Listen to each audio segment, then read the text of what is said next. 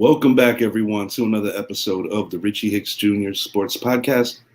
I am your host, Richie, here, giving you the goods on a wacky Sunday in the NFL. To my viewers, I want to make a reminder. This is the highest level of football, the NFL, where coaching is supposed to be at the highest tier, at the most non-mistakable tier, not too many mistakes. Boy, do I have to rip and just go off on what I witnessed in the New York Giants game yesterday. Truly embarrassing. I just can't sugarcoat what I witnessed yesterday. And not just in the Giants game, Sunday through Sunday, sometimes I marvel and just am kind of utterly amazed at some of the poor coaching when you consider the level that these guys are playing at. Just bear with me, guys. Want to link this out to some of my streams. I wanted to do this show yesterday, but I don't think that my anger or disgust for what I witnessed would have allowed me to do a functional show and not sound a little crazy. I can't be any more honest than that with what I witnessed yesterday go down in the MetLife Bowl. Should be renamed the Toilet Bowl because nobody deserved to win that game, but someone had to. It's odd because whenever you get poor performances, you're going to get a team that gets booed. That's common nature in the NFL. But when you actually see two teams get booed in unison, that's a different kind of thing. If you haven't already, please make it a point, like and subscribe to the channel, the Richie Hicks Jr. Sports Podcast on YouTube. We're going to start this out with my favorite team, New York Football Giants. Bad coaching and controversy towards the end of the fourth quarter allowed the Giants to fall to 2-6. My question to you, the viewers, Giant fans alike, is Brian Daboll in over his head? The Jets overcome many an injury to win. It was 13-10. So much to unpack here. I'm going to do my best. With the lead and with essentially just abandoning any form of the passing game, Tommy DeVito took over for an injured Tyrod Taylor. DeVito was able to get our lone touchdown on a draw play, but basically Brian Daboll took a page out of Bill Belichick's book, what he did a couple of years ago against Buffalo, where he just refused to pass. Similar to that game in Buffalo, this game was raining horrifically, just terrible weather. In the Buffalo instance, it was bad wind. But the Giants were in a position, not once in this game, but twice, on a 4th and short, to pick up a first down or to lean on the kicker. And while I understand maybe early on you take a chance, try to go for 3 with your kicker, and it doesn't work out, perhaps later in the game on that same wet field, you might want to rethink it. Granted, it was a chip shot. My argument is this. If the Giants get the field goal, you still got to kick it off. It still doesn't guarantee you a victory because you're only up by 6. And I believe that when you committed to running the ball the entire fourth quarter, the entire second half, why do you not trust your top 10 NFL running back in the form of Saquon Barkley to try to get you that yard? I want somebody to truly explain to me why Brian Daboll thought putting a kicker like Graham Gano, who is nursing a knee injury, by the way, and in my opinion, needs knee surgery. The man has actually admitted that he's getting knee surgery after the year. I don't understand why you would march out a guy to take that kick. Maybe your punter, if you're that obsessed with going for 3, maybe he could kick that chippy. Point is, the Giants missed a field goal. You back up roughly 7 yards as opposed to if you would have got stuffed on 4th and short. Jets did not have any timeouts. Zach Wilson made a great throw. Got to give him credit. In the waning seconds of the game, another controversial situation where the Jets center lines up the football and the referee is supposed to spot it. All the referee did was kind of do a little tap on the ball. In other words, saying, I don't know if it's where it needs to be, but you know what? We're just going to go with it. Very backyard football-like. It was weird. I will not get on the refs for the simple fact that this should have never come to fruition. For a guy who last year made his name off of taking big risk, Brian Daboll, in my opinion, is allowing himself to actually outcoach himself. This is 2 in the last 3 weeks that I think Brian Daboll, on certain metrics of the game, cost his team a win. And it's disheartening and very demoralizing for the players and fans alike because the Giants' defense has only given up roughly 11 points a game over the course of the last 3 weeks. And that has essentially resulted in a 1-2 record. This team, on many metrics, regardless of how shitty the offense has been, should probably be 4-4. Instead, they are 2-6. Demoralizing a loss on so many metrics. You do have to give the New York Jets credit for the victory, though. So many injuries on the offensive line. They went through 2 centers in 1 game, which is really remarkable that they were able to recover from this. I just feel that in a must-win game like this, you guys share the same stadium. There is obviously a natural rivalry there. For you to not have the audacity to go for it on 4th and 1, what kind of message are you sending your football team? That's what I want to know. What kind of message are you sending your football team? And you're essentially telling them, I don't believe that you can get me 1 yard. You call your best play from the playbook and get that first down. You figure it out. And if you don't convert, it was still the right play. And I personally don't believe that even if we were stuffed, we would have lost that game because I think seeing Gano miss another field goal mentally messed them up. And it was also dumb. I mean, you could get on the Kayvon Thibodeau going off sides, stopping the clock. But losing that game when you had a 99% chance to win at that juncture is inexcusable. And I read an interesting article saying how Brian Daboll is very fortunate that he built up a lot of high rapport with the front office and with the ownership with last year's 9-7-1 record plus a playoff win. Because quite frankly, what happened yesterday is the kind of stuff that will get a coach fired. Do I think Daboll is safe with a 2-6 record after coming off Coach of the Year last year? Not necessarily. I believe that a big part of what will decide if he deserves to keep his job is if he keeps his locker room in order. But cowardly. I'm going to say how I feel. I feel that Brian Daboll did not give his quarterback an opportunity to make a play. I understand that the Jets have a top 3 defense. I understand that Sauce Gardner is that dude. And if you have that much lack of faith in your offense, this is another thing I want to call Daboll out on. Why would you choose to receive the ball after winning the toss in overtime when you have basically surrendered the fact that you can't throw the ball and your defense is playing great? Why not have the Jets start off and see if your defense could get a stop and put you in prime field position? Maybe then is when you kick a field goal, not when you need 1 yard to put a game away. All right.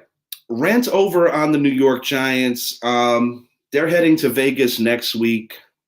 Daniel Jones, from what I understand, was cleared just before kickoff yesterday for contact. They made a team decision to not play him. Tyrod Taylor, the man who replaced Jones for the past 2 weeks, actually 3 weeks, counting yesterday, was at a local hospital. It looks like a rib injury. Tommy DeVito essentially is the only healthy quarterback on the roster, assuming that Jones doesn't get forced out there personally. I don't think Jones is ready. A lost season. And while a lost season isn't doom in the NFL because, you get up to potentially having the number 1 overall pick in this year's draft, I do believe that a bigger concern is for many Giant fans, I think I speak for a decent amount of them, is you're going to start questioning yet again, is this the right coach? Wink Martindale for 3 consecutive weeks has called phenomenal games. If you're looking for a silver lining, Kayvon Thibodeau is really arriving, folks. I think that's one thing that you could feel good about. I think Deonte Banks is one of the best young corners in the NFL. Disheartening to see Adoree Jackson not turn around, not play the ball. That's a sure interception if he just turns around. At minimum, he breaks up the play. But just kind of poetic when, I said it in the Buffalo game. I'll say it again here. I'm not blaming refs because when you allow things like that to happen, you can't get pissed off with anything that happens with a referee. Do I feel that the referee should have spotted the ball, which essentially would have run out the clock? Absolutely. But the fact that the Giants allowed themselves to be in that position, they get what they deserve. And no, I don't think they're going to beat the Raiders next week. I'm not sure when the Giants are going to win a game again after what I saw yesterday.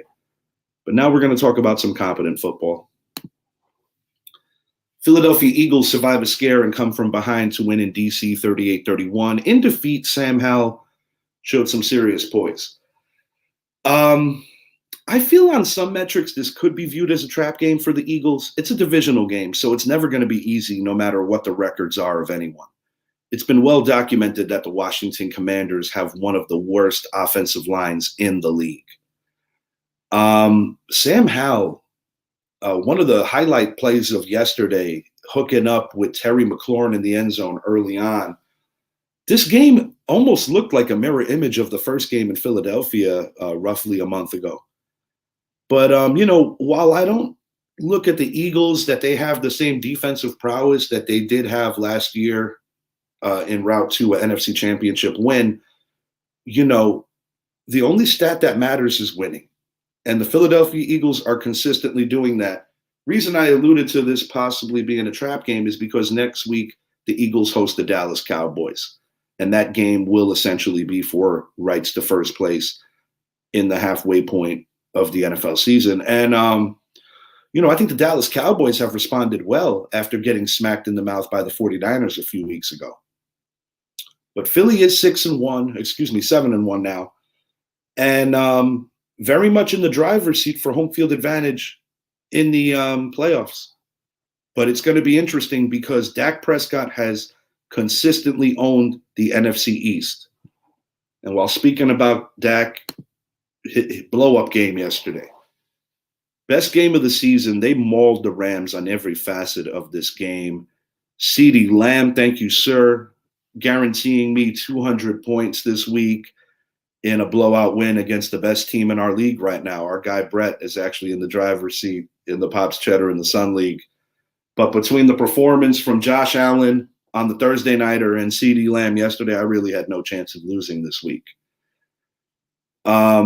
What I liked is that you're starting to see Brandon Cooks gradually ascend into this offense. They brought him in as a logical replacement for Amari Cooper because last season, Cowboy fans will tell you that not having the possession guy like Amari or a guy who can make big plays opposite of Lamb definitely hurt them. Over the course of the last 3 weeks, I've seen Brandon Cooks getting more comfortable and looking like he belongs in this offense consistently now. Cowboys are only a game behind the Eagles, so next week's showdown goes without saying that it is undeniably the game of the week. Not going to give my prediction just yet. That's for the middle of the week show, but I will say this. The Eagles' defense has to tighten up because they're playing a much more talented offense in the form of the Dallas Cowboys. And I do believe that the Dallas Cowboys have the ability to run the ball as well. I think it's going to be a hell of a game. It's going to be, in my opinion, the best offensive line in professional football against a defense led by the best defensive player in the league, and that's Micah Parsons. So I don't have a dog in this race, but I will be watching. It's going to be one of the best games and could potentially be the first of three because I believe that right now these two teams could potentially be the two best in the NFC. Somebody would have asked me that a couple of weeks ago. I would have undeniably said the San Francisco 49ers, but we'll get on them in a minute. NFC East showdown next week should be great. Seattle Seahawks outlasting the Browns. PJ Walker, even in defeat, appears to be a better quarterback option for the Browns. Want to hit on Geno a little, and then I'm going to hit on PJ Walker. Geno Smith looked very competent. He's had a tough season in terms of a high expectation coming off of winning Comeback Player of the Year and, just a year removed from replacing their franchise quarterback, Russell Wilson. I liked the demeanor of Geno in the huddle. I liked that Geno was able to make a lot of tough throws yesterday against a very good Cleveland defense. But I will say this. I would truly be shocked if the Seattle Seahawks still aren't thinking about the future in terms of who the next man up for quarterback should be, because I think Geno is still a stopgap. He's not going to be the guy long term there. I would be surprised. He's not young either. As PJ Walker goes, young quarterback, but this is a guy who in his young days has been a journeyman level quarterback. He's getting an opportunity here with Deshaun Watson having nagging injuries, but also playing like utter crap. Cleveland Browns, in a lot of metrics, really messed up the quarterback market when they gave Deshaun Watson that massive deal. But I've watched enough Browns games to tell you right now, just based on the eye test, that this team responds to PJ Walker. And I think it's very interesting moving forward. I think that when it comes down to the most important stat, which is winning and losing, you have to go with the hot hand or the guy who gives you a better chance to win. Right now, that's PJ Walker. And the Cleveland Browns have as good a chance as anyone to win a very competitive AFC North. So it's going to be interesting going in. And I'll say it at the midway point. Some people could make a case for the East, but I think because of the Commanders and the Giants, I can't call the NFC East the best division in football. When I think about the New England Patriots struggles and I think about how the Buffalo Bills are barely winning games right now, I can't consider the AFC East the best division. This AFC North right now, best division in professional football, where there is a possibility where they could send the entire division. But similar to last year's NFC East, everybody has a winning record right now. This was very sad. One of the real good guys in the NFL, Kirk Cousins, tearing his Achilles. He's going to miss the remainder of the season. And on a bigger note, I believe that he may also have played his last game as a Minnesota Viking, because it's very uncommon during the course of an NFL season that a starting quarterback gets traded during the year. But there was some flirtation that could have been the case here. They had already allowed franchise running back Dalvin Cook to walk. He's not happy in his role with the New York Jets. As Cousins goes, it's unfortunate because this is a week removed from him coming off of a very inspirational victory over the San Francisco 49ers on primetime. And Cousins has not had a lot of success in primetime situations. But, if anybody noticed or watched the Netflix series Quarterback, it kind of was a behind-the-scenes look of the family aspect of what these guys go through in addition to the X's and O's on the field. And Kirk Cousins, just one of the true good guys in the NFL. So I just want to say I wish him well. I hope he is able to grab another starting job in this league, but I don't think it's going to be with the Minnesota Vikings. As the Vikings go, it'll be interesting to see which way they decide to go, but losing him is tough, and it's unfortunate for this team because I believe that they were starting to emerge as the only threat to the Detroit Lions in this division because their defense has been playing a lot better. As the Packers go, that's the team they beat yesterday in Lambeau, a place that is not difficult to win in anymore as a visitor, which is unfortunate. Packers are really going through it. After a promising start with Jordan Love over the first 3-4 games, more like 3 games, it just seems like there's a massive disconnect between head coach Matt LaFleur and Jordan Love. I don't know if it's the play calling. I don't know if there's something going on between these two. But it seems like there's a bit of a power struggle of who's in control of this offense. And, LaFleur got off to a beautiful start in Green Bay. And I've mentioned this on many shows. His winning percentage rivals the greatest coaches in their history to start. But this season, when I look at the Packers, I look at a team that's not confident on offense on any metric. And it's unfortunate because the Packers do have a talented defense that is not going to get noticed this year because of the fact that they keep losing, similar to my New York Giants. Do I have a prediction yet on how this plays out? I don't know yet, but I have a feeling that when you invested in this young man, Jordan Love, to be the successor to Aaron Rodgers, there is a distinct possibility that they're going to choose the quarterback over the coach. And I do think Matt LaFleur could potentially be on the hot seat, joining Brian Daboll potentially as well, and Riverboat Ron out in D.C. Those are my 3 candidates of guys who could get canned. And I think it goes without saying that even though the Los Angeles Chargers put it on the Chicago Bears, I think that's smoke and mirrors. I think Brandon Staley is still very much in trouble of losing that gig with the Chargers. Tonight, we have the Detroit Lions hosting the Las Vegas Raiders. I believe Jimmy Garoppolo is going to be back in uniform for them. Gives them a little more competency at quarterback. But I got the Lions winning this thing anywhere in the neighborhood of high 20s, low 30s to a meager 13, maybe 16 for the Raiders. I actually picked up the Detroit Lions defense for my fantasy league. Doesn't matter if they have a horrible game. I'm in control. Bears quarterback situation is not okay. Justin Fields, before getting dinged up, looked terrible. And now, last night, against a team that has not been able to truly get it going, Bagent 17, yeah, you just told me. He looked like utter crap yesterday as well. So, basically an entire generation, if not more, has yet to see when are the Bears going to get the franchise quarterback. Jim McMahon is their most prolific because he actually won them a Super Bowl, definitely the most eccentric. But you can make an argument that Jay Cutler might be their best quarterback in the Super Bowl era. The bottom line is that in a quarterback-driven league, the Bears have never been able to truly get one in the post-merger era. So it's depressing, to say the least. This is a Bears team that had a lot of expectations coming in.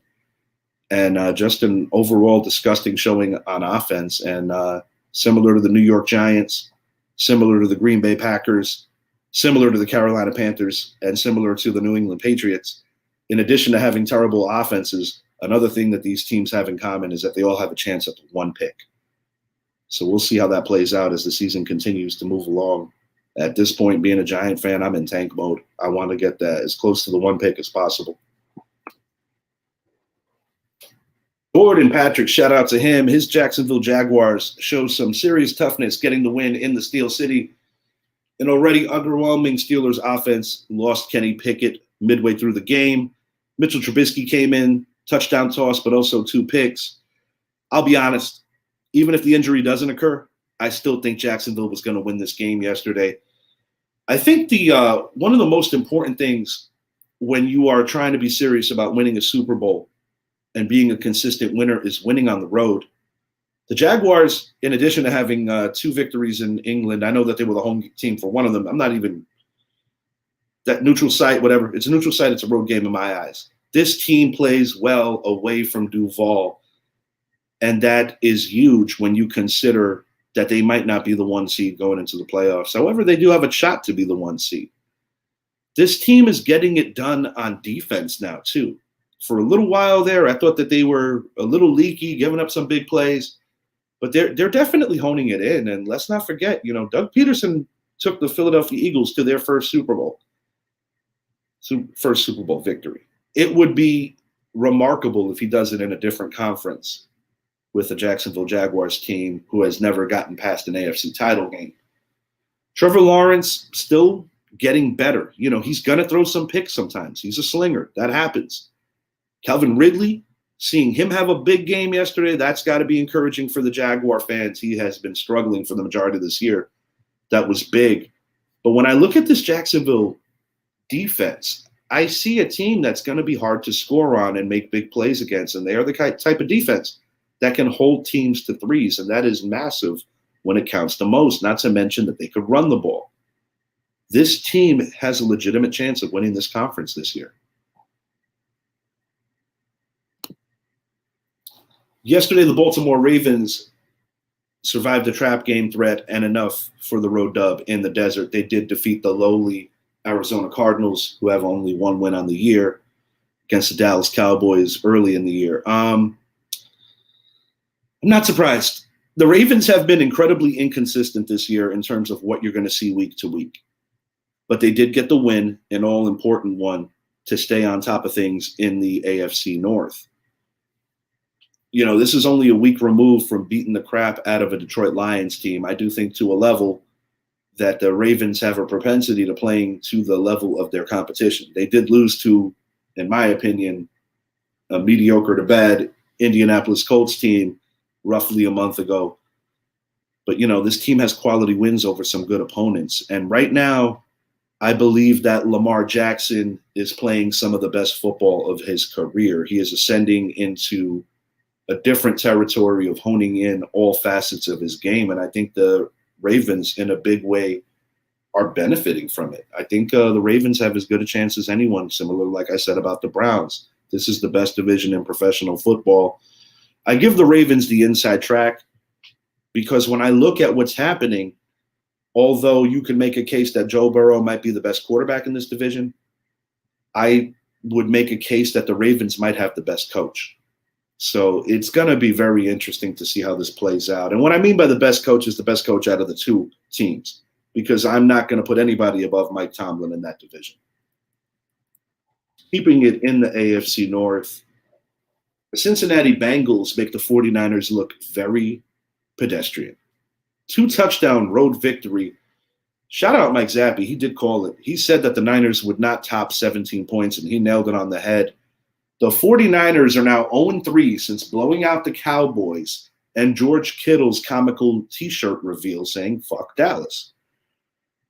What I saw here with the Cincinnati Bengals is not even so much what they did on offense. It's more so what they did on defense. The Bengals were able to really shut down what the 49ers do best. Now, granted, George Kittle was able to be the lone guy that really did have a blow-up game. But without Debo healthy, the 49ers offense just doesn't flow the correct way.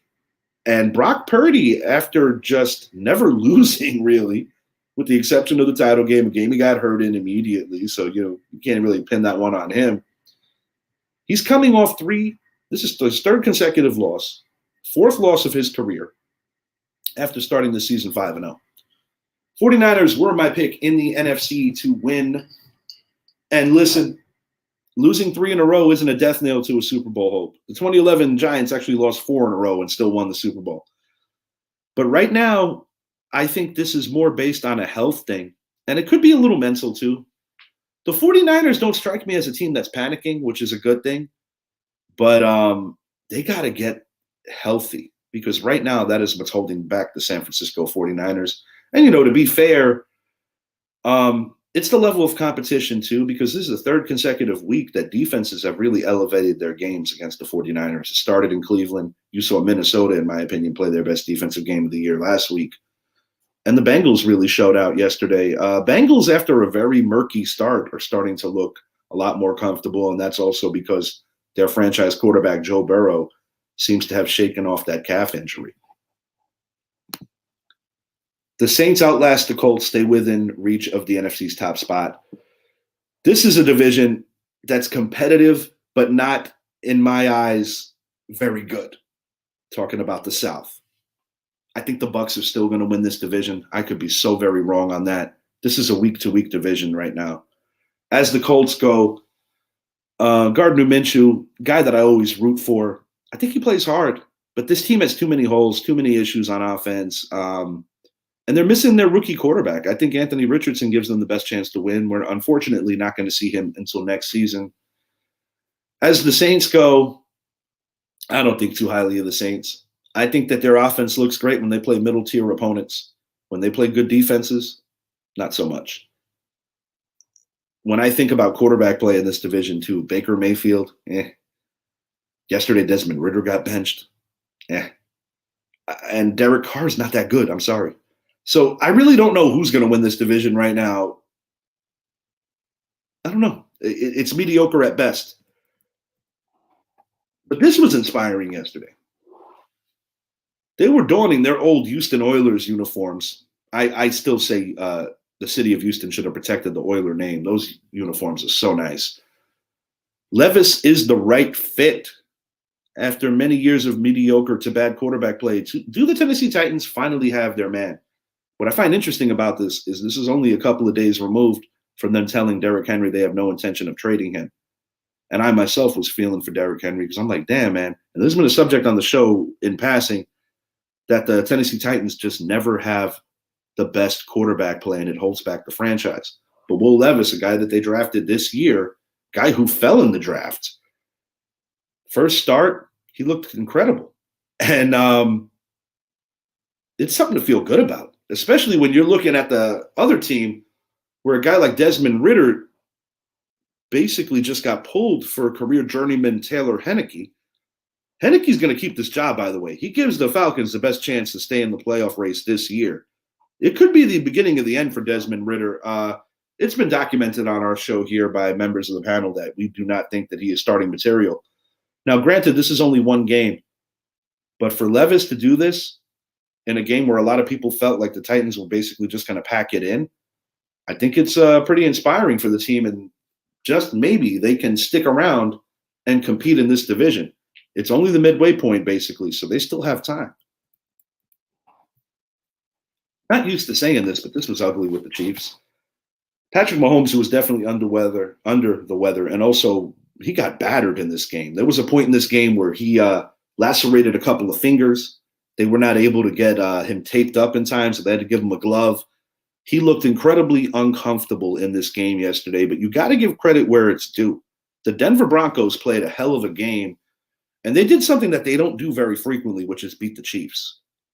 Russell Wilson looked the part yesterday. And for the first time, possibly since Sean Payton has taken over the Broncos, he looked like he was in full control of this game. Broncos have been linked to a ton of rumors about moving on from talented players because of the sheer fact that when they acquired Russell Wilson, they got rid of so much draft capital. So, I mean, there could be a possibility that that's still a thing. We will see when it comes along. As the Chiefs go, you just got to get off the mat and reset. It's their first road loss of the season, by the way. They lost the opener at home, and this is their first loss on the road. I don't think it's time to panic for the Kansas City Chiefs. I think it's just one of those weeks. You know, it's a division game. Things happen, and nobody is above getting their ass kicked once in a while by a division rival. So I'm just going to put it like that. Patrick Mahomes, I make no excuses. He wasn't his best yesterday, but he was not feeling well, and it was pretty obvious. Chiefs are going to be all right. They always are. The Carolina Panthers get their first win of the season, which could be costly for the Houston Texans. The reason I say costly is because every week matters, every game matters. And if the Texans come up small, come up short in a potential wild card situation, because I do think Jacksonville pretty much is certifying that they are going to win that AFC South, barring an injury to Lawrence, this could be a game that comes back to bite them. And I do want to ask the panel this. Is a guy like Adam Thielen going to get dealt at the deadline? You know, he was a career Viking. I kind of saw him as just taking some money to play for a team because he didn't want to retire. He wanted to keep playing. He's having a fantastic, fantastic season, even though he finally tasted his first victory of the year. But in fantasy football, he and I would say Raheem Mostert are probably the two biggest steals and surprises this year because they're both veterans. They haven't exactly been killing it in fantasy over the last 3 seasons, and both of them have just been outrageous this year where it's almost like you want to check what year it is. And I do think that Adam Thielen could be a candidate to potentially be traded at the deadline to a contender, a team that he could help. So I definitely think it's worth keeping an eye on that. I would love to hear from all of you, the viewers, as to what you would like me to talk about, more so focusing on the NFL in the immediate future. As I stated, my hot seat candidates right now in the NFL, head coach Brian Daboll, New York Giants, definitely could be on the hot seat. I think he stays because of what he did last year, but it depends on how bad it gets. Tough times, man. Tough times for the New York Giants. Definitely a regression, and I knew it was going to be tough with the schedule. Ron Rivera out in Washington. That's kind of a tough one for me to figure where the Commanders view him because although in defeat, they definitely stepped up in a big way against the defending conference champions, just a week removed from looking lifeless on offense against the New York Giants. Now, granted, the Giants have been playing some great defense lately, but I do think that you have to keep an eye to see if the Commanders decide to go in a different direction. And the other one, it goes without saying, it's still Brandon Staley. I think Brandon Staley very much so on the hot seat. So through more or less the midway point, we're approaching the midway point. I would say that those are my 3 coaches that you got to keep an eye on if things are going to go differently. Final thought here. If Aaron Rodgers is able to return to the New York Jets this season, the way the Jets play defense, the way that Breece Hall is ascending into a top-tier running back, and the way that Robert Saleh just refuses to let his team quit, I think the Jets could still be a big player in the AFC playoffs. Buffalo has shown some regression in my eyes. The Jets already have a win over them. The Chiefs are damn good, but they're not the Chiefs of yesterday. I don't necessarily think they're the same explosive offense that they have been. Travis Kelce is a godsend for Patrick Mahomes, but after him, you still don't really have a guy that replaced Tyreek Hill, and Juju was pretty important to them also. The AFC is very interesting right now. You got a couple of teams from the North. Can one of them, knock off the Chiefs? Is it finally Joe Burrow's year?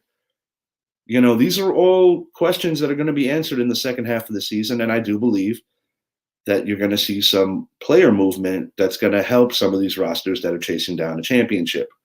And speaking of championships, I know that the Texas Rangers took it on the chin, and I also know that they stole game one. There was very distinct possibility the Rangers could have been in an 0-2 hole heading into Arizona.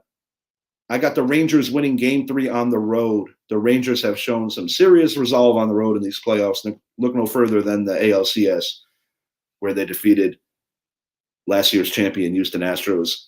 I still have the Rangers winning this World Series, and I still have them winning in 6. We'll see how that plays out. Until next time, I am Richie, and I appreciate everyone hanging with me for a little while on this Monday. I wish you all a phenomenal week. And Giant fans, don't get too down on all this stuff. These are growing pains and things that are expected to happen when you have a new regime and when you got to be honest with yourself. That schedule last year was a true reason why we were able to sneak into the playoffs. I've said it on so many shows. Until next time, I'm out.